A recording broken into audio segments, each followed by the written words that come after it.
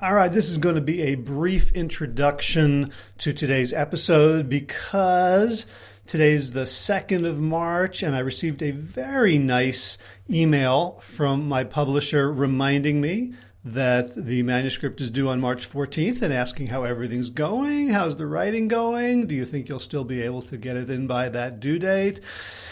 And I said, of course, everything's going great. And then I proceeded to cry and bang my head against the desk, and then started writing again. So going to keep this quick. The episode is one that I recorded with Glenn Murphy at the end of last week. He kind of wanted to talk about how to not be an asshole. And very quickly, the conversation got around to the book that I'm writing with my coach mentor, Peter Bregman. And the title of the book is You Can Change Other People. And the premise is that when people are struggling around us, we want to help.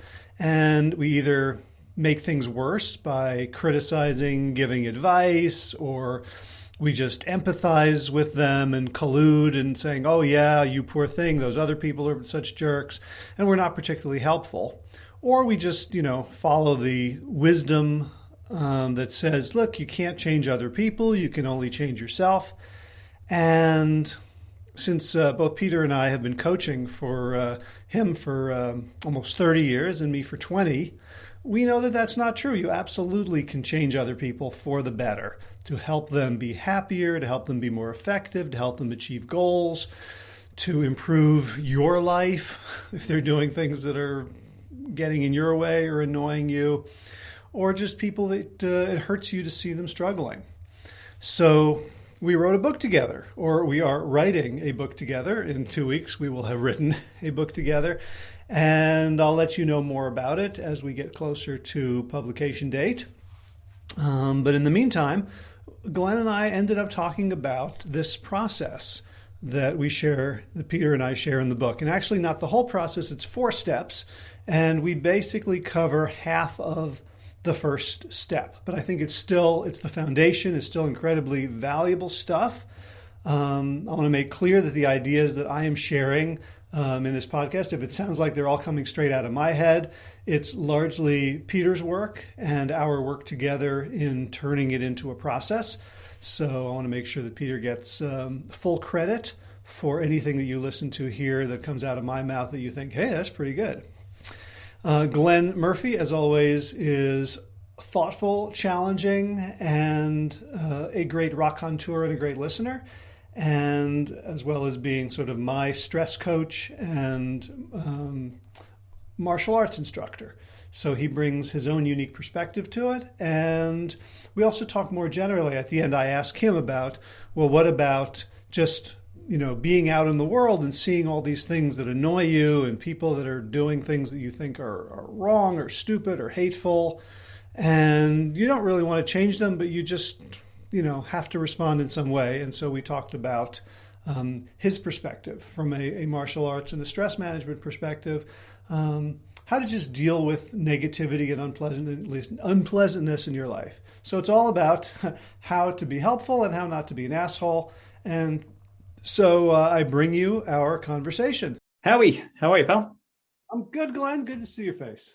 Yeah, likewise. Actually, seeing it through the medium of Zoom again. We're still not hanging out, but you take what you can get these days.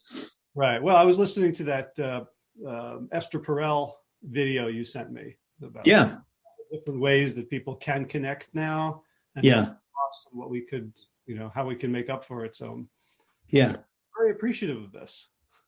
Yeah, definitely. She's deeply underrated, I think, Esther Perel. For those of you who've never come across her, she works in the realm mostly of like relationship and sex psychology and stuff like that. But just she uses those as a window on human experience as a whole. And just a deeply, deeply intelligent person. Just one of those people that you listen to and you're like, wow, how could you wrap your head around this many different things and just keep them all front of mind and like all of the time? It's kind of awe-inspiring to me. Yeah. It's especially these days, I'm finding like I'm really glomming on to people whom I find kind and generous and interesting. like more than, because I have so much less contact with that sort of thing in flesh and blood day to day. So I'm, since it's really since you turned me on to Tyson, I've been finding more and more people are like, oh, wow, that sounds like Tyson too. And, oh, that's another perspective. And, oh, that's so cool. And, just we've talked about, like, it's really hard to be sort of kind and generous and positive a lot of the time. And so when I find someone, I'm like, Marty McFly in Back to the Future, like, grabbing onto the tail of the truck with my little skateboard. So I'm going to follow them. Nice, timely analogy. We just watched all those movies with my 8-year-old son. I've been just giving him the full 80s movie education, and he absolutely loved Back to the Future. It's funny, some of the things just don't translate all that well, and they're just really dated. But and you would think Back to the Future is very dated, right? Because it has us in the future of 2015 wearing like inflatable Nikes and flying around on hoverboards, which hasn't quite materialized. But it's but it holds up really well just as a story. Like 8-year-olds apparently still think it's as awesome as I did when I was 8. So pro tip, if it's not too late, do not show him Risky Business. Oh, okay. Got it. Yeah. I wasn't planning on that for like another 6 years or so, but yeah, noted. I made that mistake with Mike. I said, this is a really funny movie. Never mind. Forgot about the dark undertones there. Yeah, please go. Nice. Oh, okay. So on the subject of trying to be better people and trying to learn from better people, right?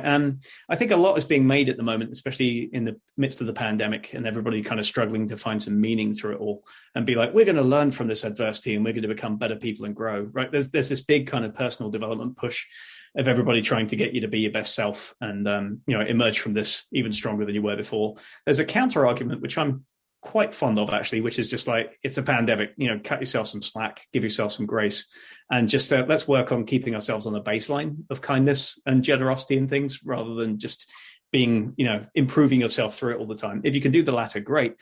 I'm really interested in this kind of intersection between attempting to do better yourself, right? Or committing yourself to the intent of being a better person and improving yourself, self-development, whatever that means to you, however many of those books you've read in the Barnes & Noble entire section now that's devoted to that, and not being an asshole, right? So there's definitely a Venn diagram in which there's like a crossover area in the middle.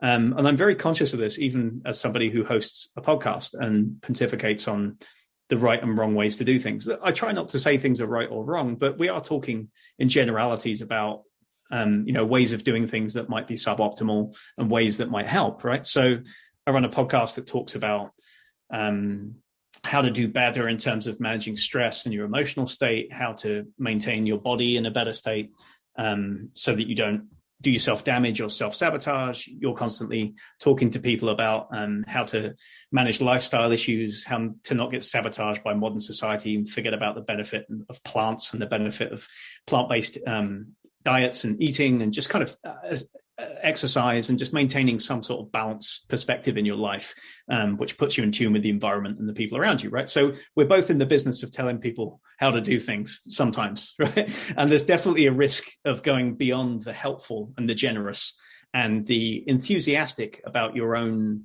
developments and the own things that you feel that you want to pass on, and being an asshole, right? Just being so convinced that your way of doing things is the right way, whether that's you as a vegan, whether that's me as a Systema instructor, right? Or what, do you know what I mean? Or anywhere in between. It's like, yeah, I'm told that vegans do that sometimes. I know that's a sweeping generalization, but I was on a podcast with a vegan podcast a couple of weeks ago, and I was like, one of the things I've learned is like, I could be wrong. She's like, no, we're not wrong about being vegan. I said, well, yeah, I mean, I'm still behind it. I haven't found anything better, but like, I'm wrong. Like, I don't like just having that little, molecule of humility. It can be challenging for people when they don't want you to. Yeah, I think it can. And I think therein lies one of the first things that I want to talk about. And that's, I think, the path to avoiding that side of the Venn diagram, right? Or venturing into the middle of it and being an asshole, partly lies in just making sure you know who it is that you're talking to and what their experience is. and just allowing the possibility that there's truth in their belief, however abhorrent or wrong you think it is, from your objective viewpoint of reading a lot about it or acquiring years of experience and expertise. Do you know what I mean? So there's some reason why you think you're right and the other person's not quite right? Or you're more evolved than them or something like that. And if you come to it only with that viewpoint, it all but guarantees that you'll be an asshole at some point, I think, right? Whether you're talking about martial arts and like what's the best way to fight somebody, whether you're talking about, diet and what's the best diet for you, what's the best exercise plan, what's the best way to deal with stress, right? For example, I run these, workshops, very effective, stress-proof online courses now as well, multi-week courses where I'm facilitating and talking to people. And I work with people from different backgrounds and roles, right? And it's very different when you're talking to somebody who has an average 9-to-5 job, and you're telling them about, you should really try to batch your tasks, like emailing into smaller bits so that you don't frame switch all the time and cause stress in your nervous system because you're constantly flicking between different roles and things that you should be doing.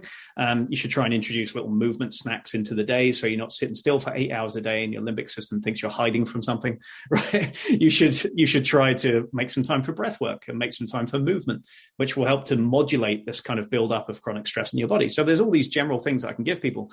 And then I'm talking to like a 911 call center operator who's forced to sit still for 12 hours a day, that can't leave their desk in case somebody dies, right? when they're called back again, and faces very different challenges. Or maybe they even work shifts and they don't get to protect their perfect sleep schedule because they do 4 days on, 4 days off. And some days they're working from, midnight until 6 a.m. or something like that, so that you have to be very aware of somebody's individual experience before you start prescribing a one-size-fits-all formula to what's the best thing for them. And maybe the same thing applies, I don't know, when you're giving people advice in diet, right? I'm sure you have general guidelines and principles of things that will help people, but do you come to it first with like, where are you at and what are your challenges?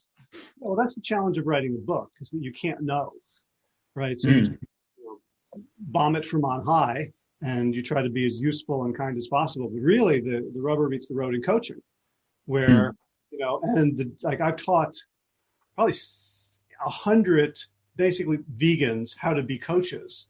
And the hardest part is we don't know the answer, right? Because we don't know, first of all, what they're eating, what their life is like, who else is in their family, what their ethics are, and what's going to be better for them, right? It takes a tremendous amount of humility to let your client kind of lead, and we're just kind of helping them run experiments to figure out what serves their best interests.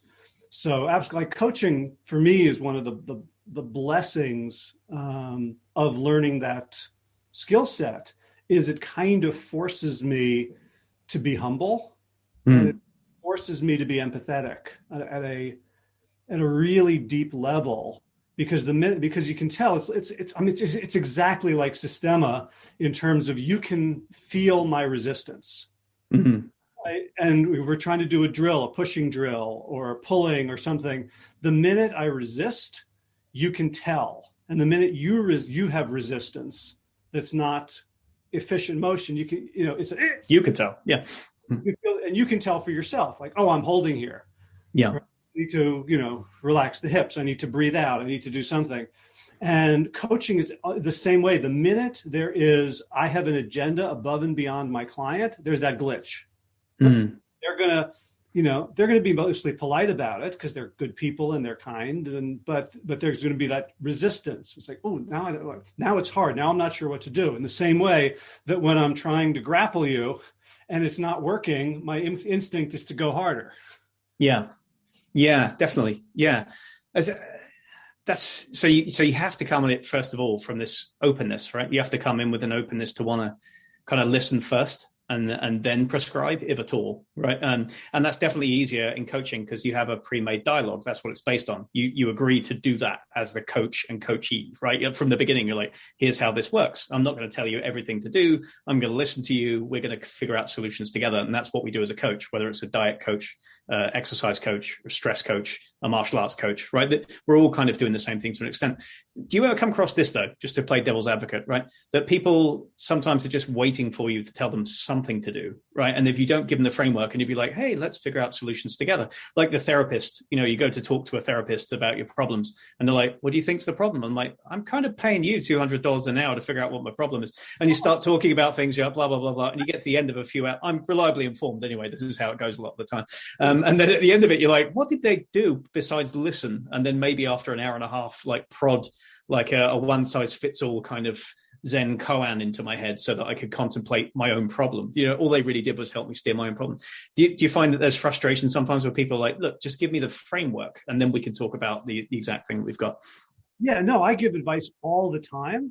The trick is to give advice and offer them the opportunity to respond to it, right? Like, well, I have something's coming up for me. I want to throw this out and see what you think. Or I have an idea about what you could do here. Would you like to hear it? Right? Like as long as they are in control, they will not resist. You can, and sometimes the best thing is when they say, no, that would never work. Now we got something to work with. Now you got some meat. Cool. Why wouldn't that work? What about that wouldn't work? Now you're like, okay, so now they hear themselves talk and they say, very often at that point they go, oh, well, I could do it this way. Right? So the presumption is that other people are smart. And if they have really sticky problems, they've probably been wrestling them with them for a while, and some quick, easy, obvious solution that's obvious to you, they've already thought.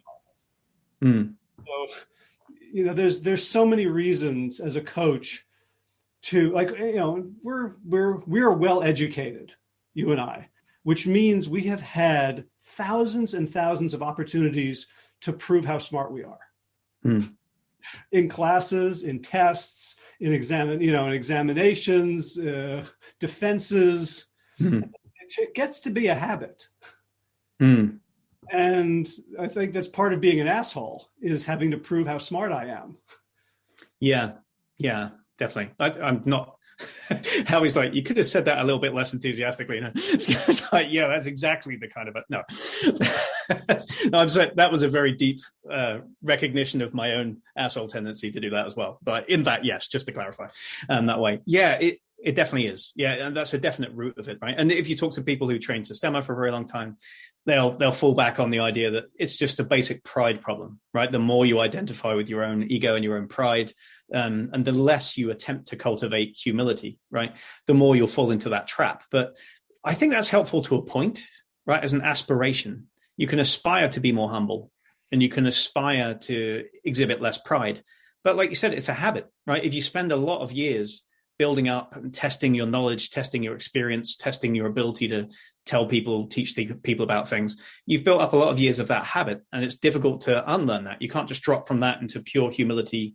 My cup is empty. Do you know what I mean? Like learner's mind, and now watch me learner's mind with you, right? It's very hard to drop from one to the other because there's stuff in there. There's stuff in there that thinks it's helpful, that it wants to come out. It wants to help people. It wants to give people advice, whether it's unsolicited or whether it's inappropriate or not. There's something in there. And it's not always from a place of crappy pride. Sometimes it's from a place of genuine intent to help people, but it's just misguided, right? It just comes out at the wrong time, right?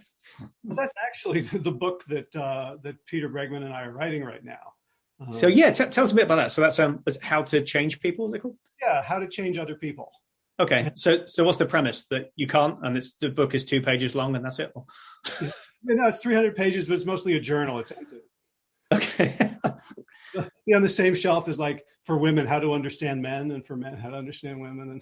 And just blank pages, 300. Yeah. So what's what without like giving away the farm, because it's not published yet, right? It's coming out in a little bit. Like what are a few of the little precepts that you've come up with? In what ways can you help people or help to change people for their own benefit without being that asshole? Right. Well, so the first thing is, if you like when we want to change people, it's usually because we're upset in some way, right? Either they're being a dick to us, in like. Or they're, a colleague isn't doing their work and we have to stay late, or at home, someone's just being annoying. And I know that we don't do this, but our spouses are sometimes annoying. Yeah, we're never annoying to our spouses. I have that unreliable evidence from Mia. We get into arguments about child rearing, and we just you're not being your best. And so we want to speak up. Our default is let's not say anything. So when we do say something, it's usually because the thermometer has gone to 9 or 10 and we're there's smoke coming out of our ears, or we're just really sad for them. See, it hurts me to see you treating yourself that way. Yeah. We have friends who, when we see, are not taking care of themselves. Yeah. And they're depressed and they're sad and they're not going out and they're not reaching out. And and most of our urgency comes from a feeling like we have no control. Right? So the feeling of no control contributes to that. And when you feel like you have no control, you want to reach for the emotion of control, which is anger.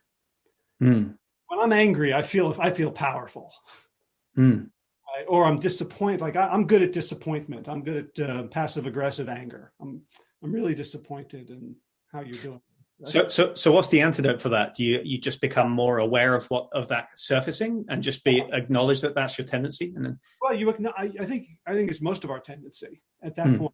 So yeah, to acknowledge it, because if we don't acknowledge it, no, I'm fine, right? Then we gaslight, and it's obvious as hell anyway. But to acknowledge it, and then to do not sistema, but I guess jujitsu, where you feel like, what's the value? And this is something that Esther Perel was saying in that video you sent me, that every negative emotion is based on a positive value, right? So I am upset at this behavior because I value X. I value your health. I value your happiness. I value collaboration. I value each of us. I value my boundaries, right? So to turn that into a positive. And so the first thing you want to do is empathize with yourself. Yeah, I feel bad about this. I'm kind of pissed. I'm from a place of being pissed. I'm going to handle it poorly. I'm going to get the very resistance that I'm trying to avoid. And so, I am not a bad person for wanting this because here's a deep value of mine. So I think that's sort of step one.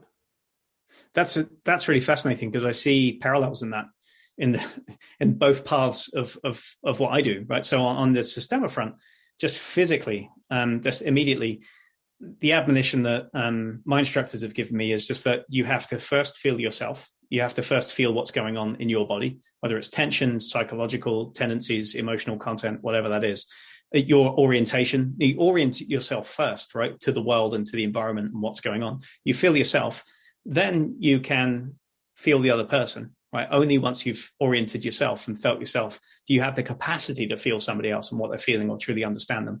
And in that case, it's physically, literally feel them, like where their body's tense and where they're falling, where they're aggressive, what it's going to be. And then, and only then, can you start to adjust us, right? You change the whole system. Like, you recognize that you're both in this kind of feedback loop. And then you don't try and manipulate the other person, you manipulate the connection between the two of you in order to produce an outcome, right? And that's the way that Sistema looks at it. And interestingly, in stress psychology, you have similar kind of principles with self-regulation and co-regulation, as like Porges would talk about it, right? There is no point in attempting to co-regulate somebody. Be like, oh, hey, I'm going to help you out by making soothing noises and changing the tone of my voice and using different facial expressions to try and trick you into being calm. If you're not self-regulated, if you're coming at it from a place of anger or irritation, and your overwhelming motivation is to get you to shut up and stop complaining, right? Instead of like to help you because I genuinely want to, because, I care about you and all those things, right?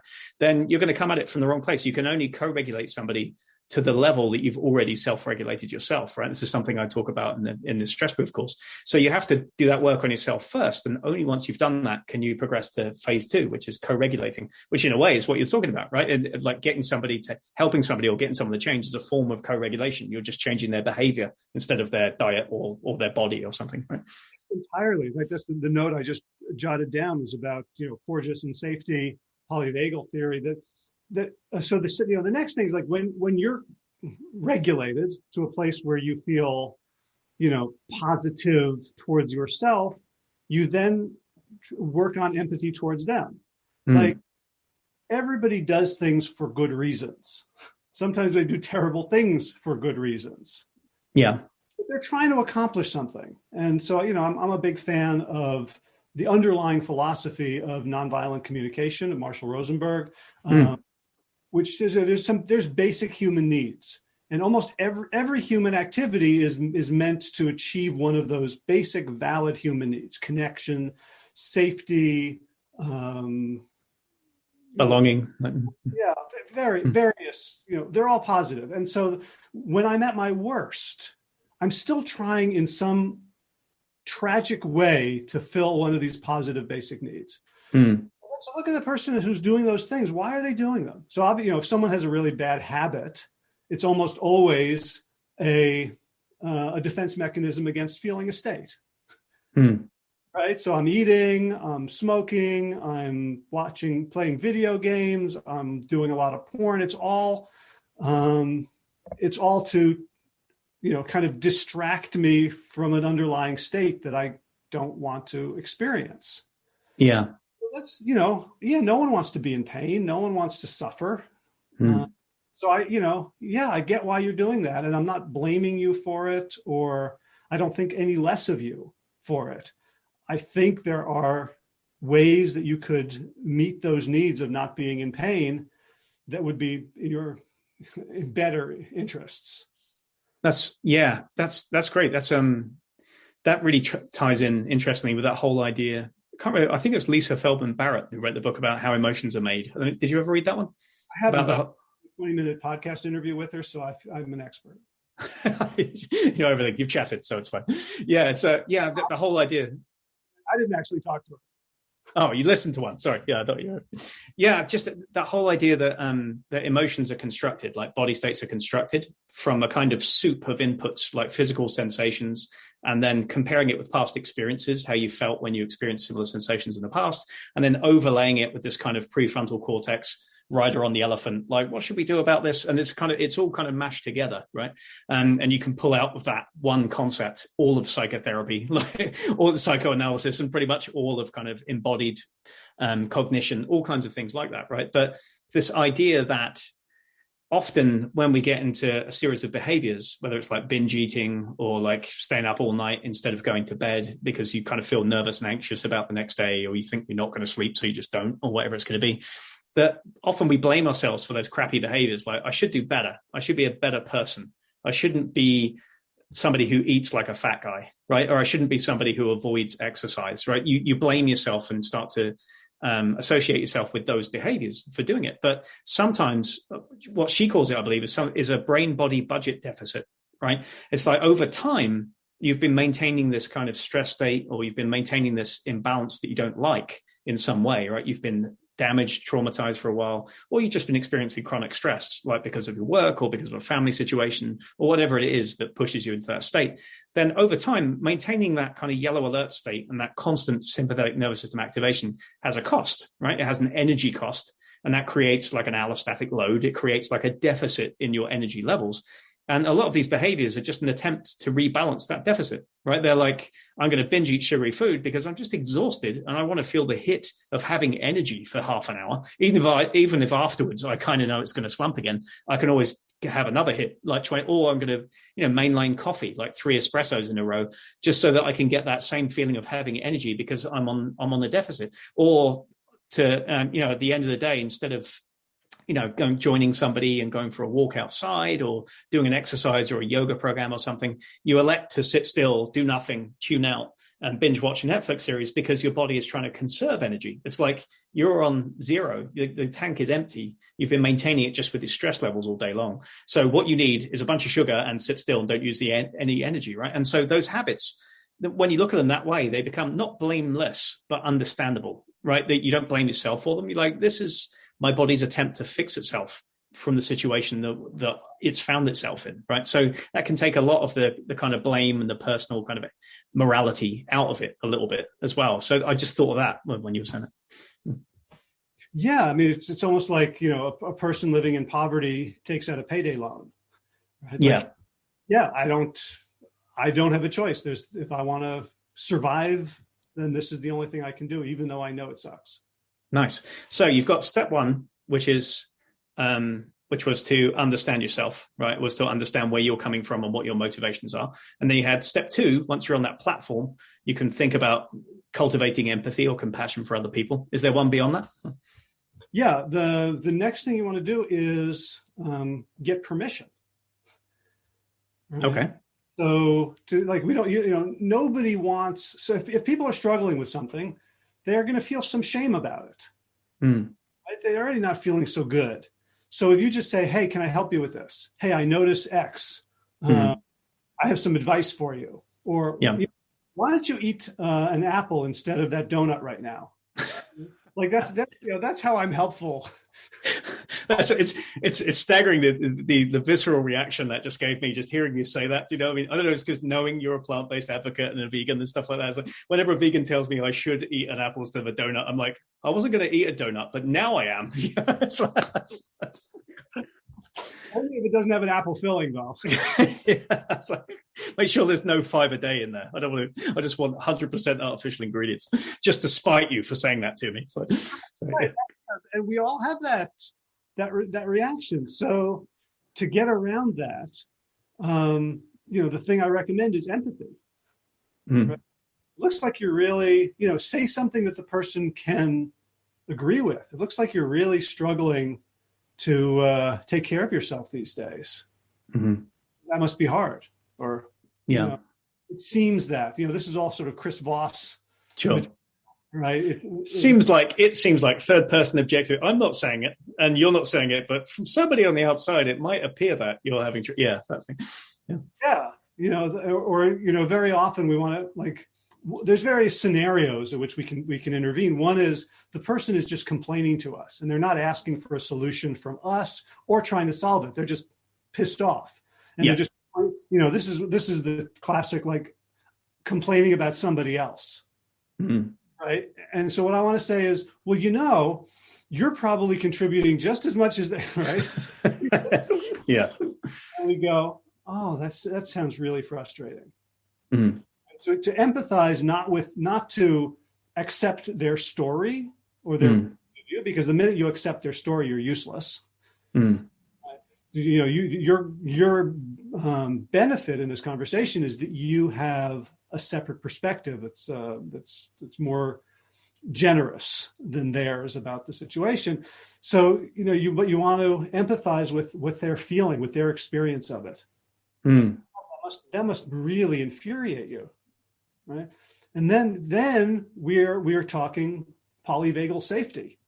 You and I are on the same team. I've validated your experience, if not your perspective or rubber stamped your strategy.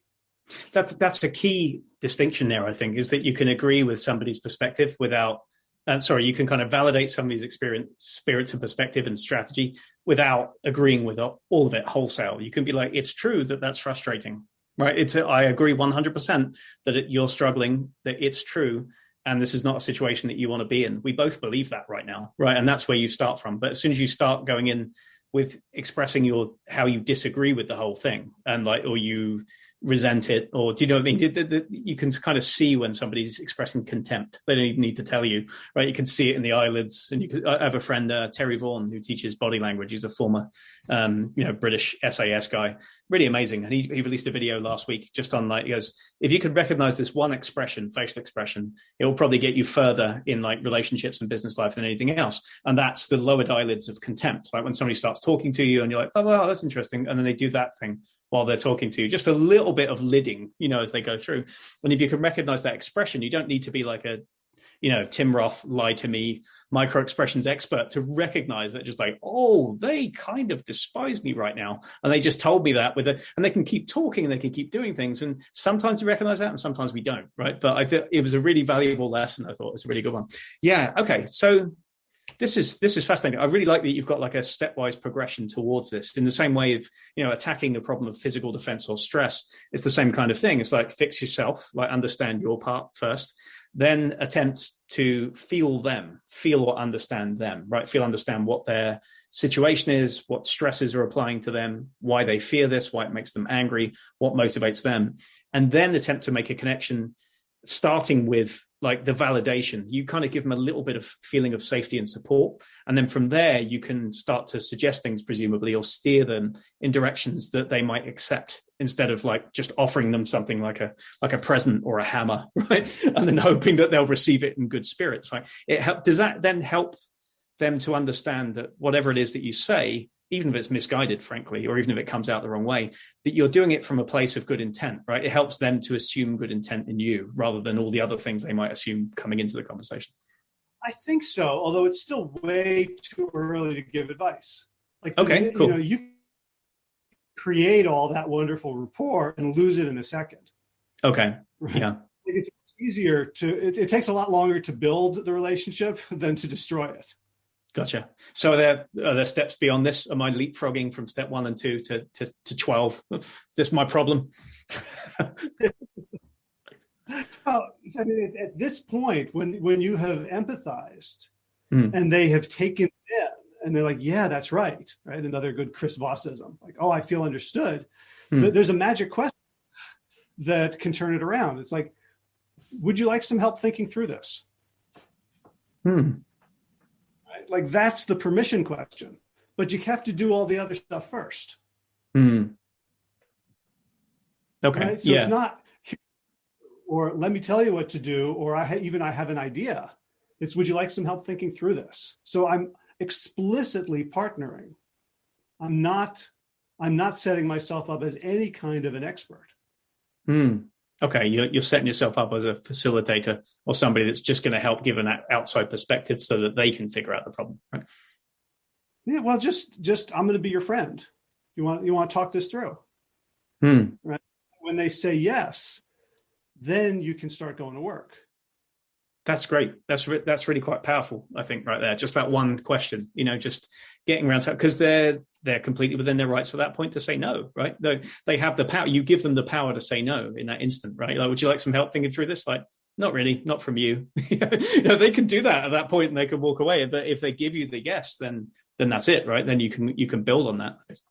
Right. Because the thing is, we're afraid of giving them that power, but they already have that power. We're hanging on to the illusion of any sort of power or control. We don't actually have it.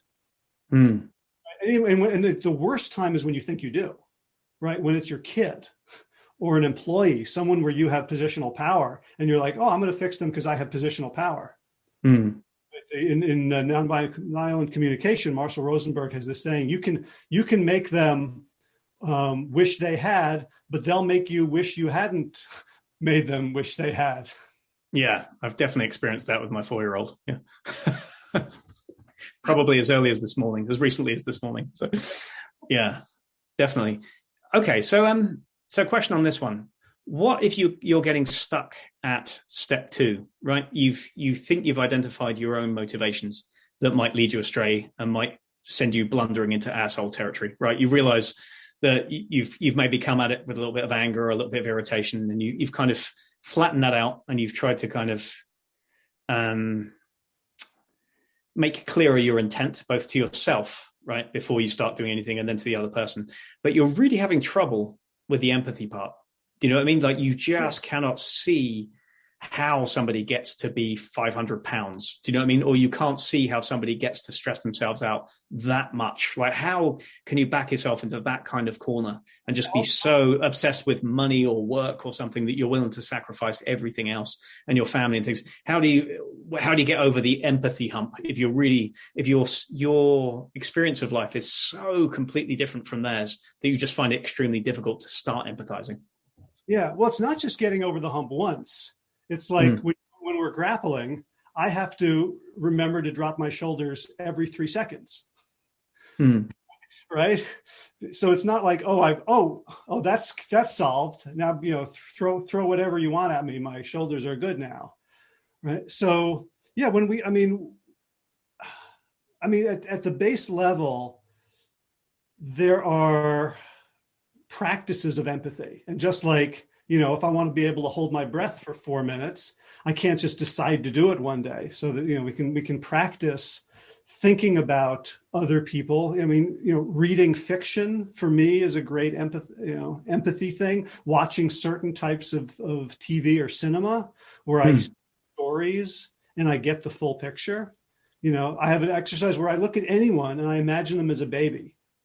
Like Donald Trump as a baby is adorable and innocent. And Was he though? No, we'll get off of that. Probably snatching sweets from people. And so, I don't know. But yeah, no, I take your point on that. There was a specific exercise that I came across recently. It was in some book on psychoanalysis or something, or on counseling tactics for people and things like that. And it was a really interesting thing. And it was to literally, I don't know if you come across this one. Apparently it's quite an old one, but I don't know why it took me this long to find it. But it's when you're having trouble kind of putting yourself in somebody else's shoes, you literally put yourself in a room with 2 chairs in it, like literally 2 chairs, right? One, you sit in a chair and you put an empty chair opposite and you sit in one chair and you say, and you just start saying all the things to the person. Like, I do not understand how you can do this to yourself. Like every day, that you don't do well when you eat these foods. You know that if you don't get enough sleep, that it makes you angry and you wake up moody and then you take it out on me and everybody else. You know that you have a weak spot when it comes to being criticized as a position of authority, and yet you put yourself in situations where that happens all the time. Like you bully people and goad them to question your authority, and then you get angry, and then somebody gets fired, right, or whatever it's going to be, right? That you do these things, and it irritates the hell out of me that you do that, right? It's like, I don't think you need to be doing that. You need to do better. So you get to say all the things that you're saying you shouldn't say to them. Do you know what I mean? Like you just kind of get it out your system, and you're like blah blah blah blah blah blah blah blah, and you kind of say that, and you're like, and this. And in doing so, you're actually clarifying what you said in the first instance, like your half of this relationship, and the place of anger or motivation, emotional motivation that's making you want to change the other person so much, right? Especially if it's not your job, right? And you're just taking it upon yourself to do it. So it clarifies that from one thing. But then the key part is that from there, you literally get up, walk to the other seat, turn around, sit down, and you answer questions on behalf of the other person. So if you're doing Donald Trump, you'd be like, it just really annoys the hell out of me that, you don't seem to care about people. You're willing to trample the Constitution. You're willing to do this, do that, blah, blah, blah. Whatever you think of Donald Trump, right? These are the kinds of questions that I would ask him, right?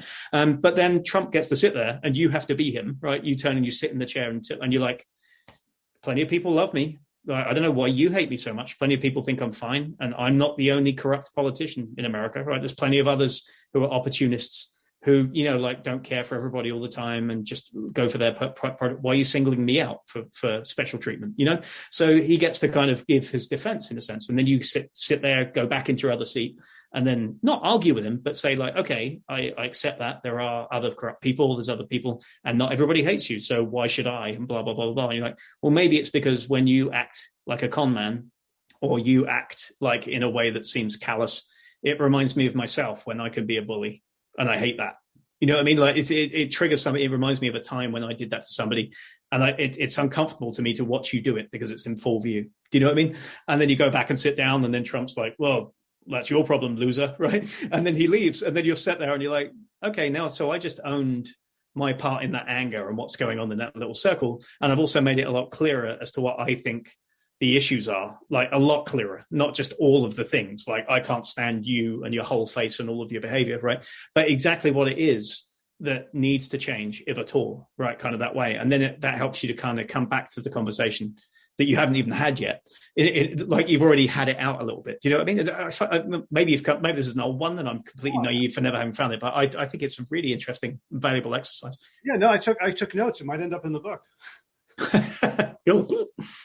Nice. So, yeah, no, I think that's beautiful, because it just the physicality of moving to another chair and embodying another person is part of that exercise. It's part of doing your push-ups. Yeah.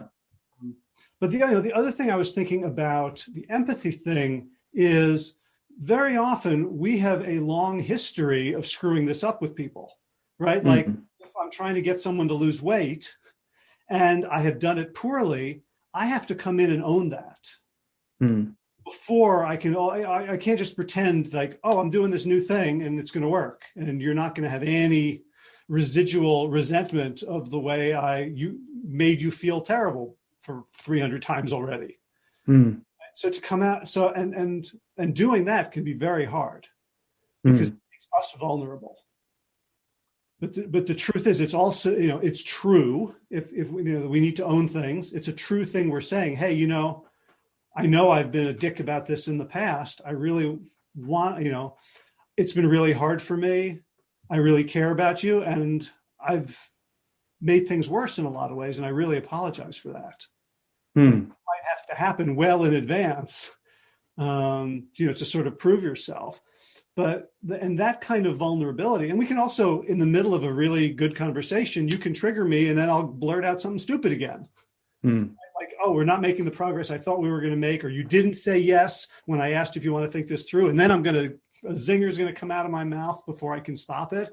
At that point too, to own, oh, I'm really sorry. That was completely uncalled for and inappropriate. And I feel bad for having said it. Please accept my apology.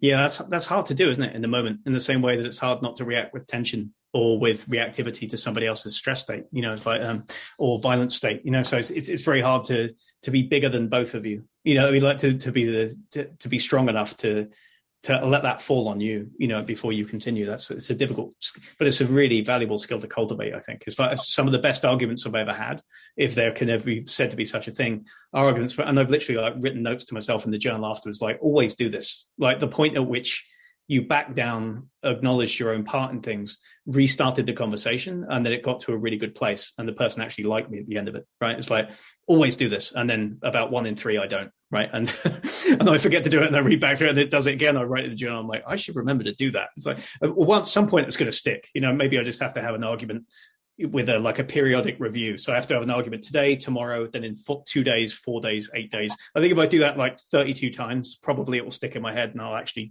frickin' get it through my dumb English-Irish skull. So. There's a teaching in rabbinic Judaism that, the line that's repeated the most often in the Bible and the Jewish Torah is, do not mistreat the stranger, for you were strangers in the land of Egypt.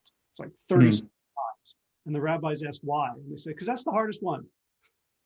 Nice. Yeah, that's really interesting. I realize we're wrapping up on time here, but it's coming to this conversation beforehand. And I really love how it's kind of surfed the waves of things. And it's revealed some really nice things about your book. So I'm really looking forward to reading your book now. So again, it's you and Peter Bregman, is that right? The management consulting expert? Yeah, he's let's say executive coach, leadership. He works with leadership teams. And it's large. I mean, it's his methodology. He was my coaching teacher back in 1999 and has been ever since. So, I've been taking the methodology and applying it to personal stuff, to health, to habits. He's in the executive corporate sphere. Yeah.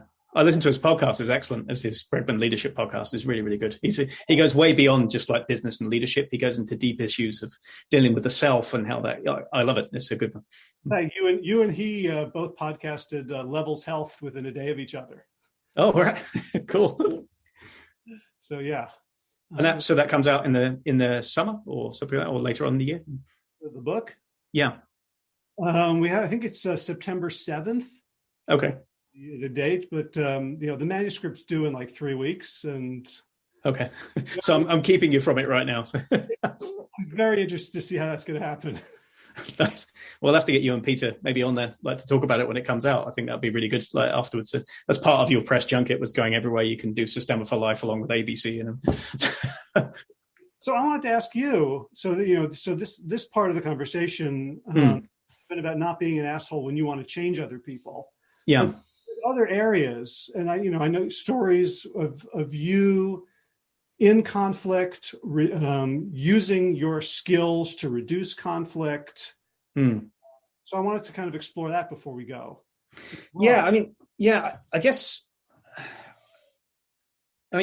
for what things I have learned that have worked either by experience or kind of distilled knowledge that I've learned from other people, that just seems to keep repeating itself again and again. And it's interesting that some of the things that you've said have kind of dovetailed with some of these few principles that you've got, right? And one of them, obviously enough, is similar to what you just said with the rabbinic, the Judaistic precept of like, treat strangers well, because you don't know when you're going to be a stranger. That idea. So like, or biblically, do unto others as you would have them do unto you, right? And it's the golden rule. You see it throughout all of the world's, most of the monotheistic religions, at least, and a bunch of the other ones as well. It's just like, you don't know when it's going to be you, so you should treat other people like you would like to be treated, right? And I think that's a good precept, and it starts to get at the problem in that at least it reminds you not to treat people meanly, because you don't want anyone to treat you meanly, right? To not give you the benefit of the doubt, just to bully you, to shout you down, to not listen to you. You don't want any of those things for yourself. Very few people do, unless they're submissive personalities who like to be spanked. I don't know, maybe. But most people don't. Like, most people don't like to be bullied or beaten into submission, kind of that way, right? So you shouldn't do that to other people. That's a fairly fundamental thing. But I think wrapped in within that is you actually have to understand how they want to be treated before you can do that. I think that something that's misleading about that admonition is that you might want to treat other people like you would treat yourself, but you could say something like, I don't want any government handouts. I don't need any government handouts. I want everything to be, merit-based, and I just get what I deserve, right?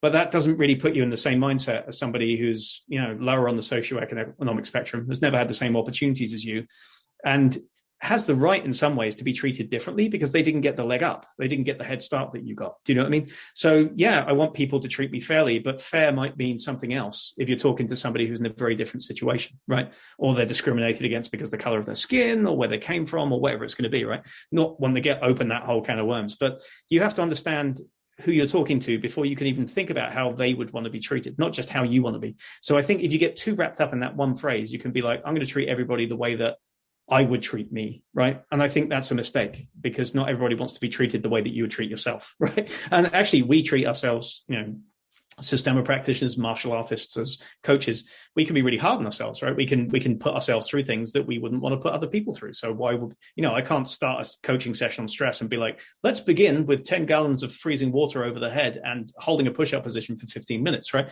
That's not going to get us right. That's how I treat myself, but it's not how I want to treat other people, right? So there's a break there. So, I love language as arm bars. Say again, sorry.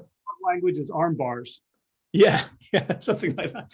Yeah, so that's the first thing. So as a basic precept, it works. But then everything that you've said about understanding other people, putting yourself in their shoes and empathizing is like the subtext of that. The second one is kind of be mindful, right? And just be mindful of yourself, like express mindfulness. So just be aware of how you might be triggered by phrases or words, how you might, how your body is reacting in the moment, right? On a cognitive level, we might be like, I need to steer this problem. I've been there before. I can talk to people. But just on a visceral level, your body might start to show signs of protecting itself or aggression or taking up space, all of these kinds of things, which will set somebody else off. And if you're not aware of those changes to your breathing, to your physical structure, to the way that you're positioning yourself and holding yourself, you might send the wrong message. Your face is saying one thing and your entire body is saying something different. Like Chris Voss has talked a lot about this, right? And other people as well. So you have to make sure that your body is congruent with what it is that you want to express.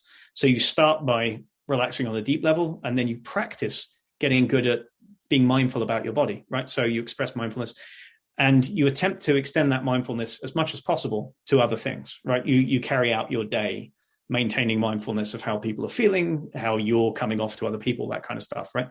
But again, there's a caveat to that. I think there's a point where you can go past that and mindfulness just becomes like a trope. You spend all of your time trying to be perfectly mindful and stay in a perfect state all of the time. And then you irritate the crap out of people just being so alert, in some way, right? You kind of make people, I don't know, edgy or something, or people, you annoy people by being super calm and guru-like in their presence all of the time, One of my distance meditation teachers is a guy named Adyashanti, and he talks about there is nothing less natural about somebody trying to eat mindfully. Yeah, I've tried that one a few times. Yeah. And what we're looking for is a natural state. Yeah, and I don't think you have to over practice it. I don't believe that you have to be mindful 24 hours of every single day, right? I think it's natural to slip in and out of things and to be reminded. you can spend more time in that than less, and you can be jolted back into it by something and set up things to that end. But you don't want to oversubscribe. And then onto the third, which is just don't be a fanatic about anything, right? And this is something that Vladimir says in Systema. It's something that neuroscience tells us most of the time, that if you come to a fervent belief that your way of doing things, whether it's dieting, whether it's stress relief, whether it's fighting, whether it's whatever it is that you're management, whatever it is, if you think you've come upon the golden formula that works for everything, and you're fanatical about how much good it can do in the world, right? It doesn't matter whether you're subscribing to a religion or whether you're subscribing to like an economic system or whatever it's going to be. Taking anything to fanaticism is always bad, right? It doesn't matter what it is. You can absolutely guarantee you will ruin something, even the best of things, by being fanatical about it. So yeah, I think that's pretty much it. It's like do unto others, but understand what other means, right? And don't otherize people too much as you do that. Stay mindful, but don't be a maniac, and don't be a fanatic about any of these things, right? You have to stay human throughout all of these interactions. And I think those three things can carry you a long way towards not being an asshole. Beautiful, beautiful. Yeah, and I find that something that's very trustworthy for me is how I'm feeling. Like, being superior to someone else and angry. When I check in, when I get mindful about that, it doesn't feel so good. Yeah. As opposed to feeling connected, feeling generous, feeling grateful, feeling joyful, feeling useful. They're abiding. Yeah. In the same way that junk food isn't as satisfying as a great conversation or a cuddle. Yeah.